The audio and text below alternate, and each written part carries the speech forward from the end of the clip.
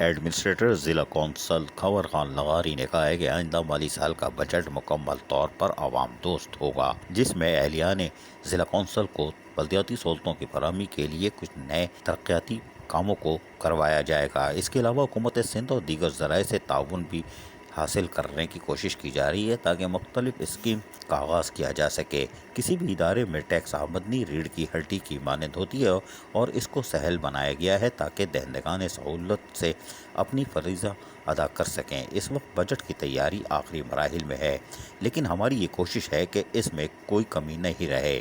سال کی ابتدا میں ہی محکمہ فائنانس نے تمام متعلقہ محکموں سے ان کی سفارشات طلب کی تھیں، جن کو سامنے رکھ کر بجٹ تشکیل دیا گیا ہے۔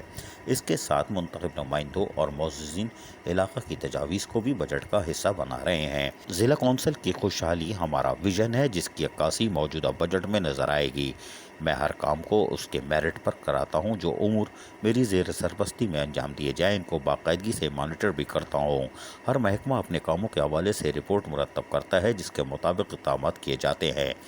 گور خان لغاری ایڈمنسٹریٹر ضلع کونسل نے کہا کہ خلوص نیت سے ہم کام کر رہے ہیں اور اگر کرتے رہے تو یقینی طور پر ہم ضلع کونسل کے لوگوں کو بلدیاتی سہولتوں کی فراہمی کو ممکن بنا سکیں گے۔ ان خیالات کا اظہار ایڈمنسٹریٹر ضلع کونسل گور خان لغاری نے کونسل کے مرکزی آفس میں بجٹ کے حوالے سے ہونے والے اہم اجلاس کی صدارت کرتے ہوئے کہی۔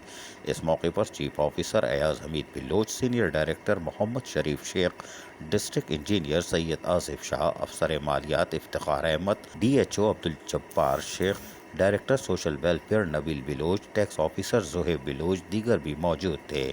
سینئر ڈائریکٹر اور افسر مالیات نے انہیں بجٹ کے حوالے سے تفصیلی طور پر بریفنگ بھی دی، جس پر چیف آفیسر ایاز حمید بلوچ نے کہا کہ جس طرح ہم نے ہر سمت میں بہتری لانے کی کوشش کی ہے، آئندہ بجٹ میں بھی ہم ضلع کونسل کے لوگوں کو بلدیاتی سہولتیں فراہم کرنے میں کامیاب رہیں گے۔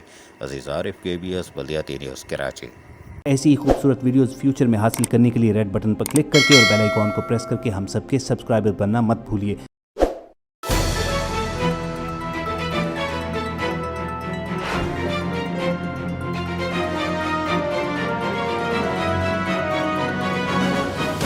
KBS بلدیاتی نیوز۔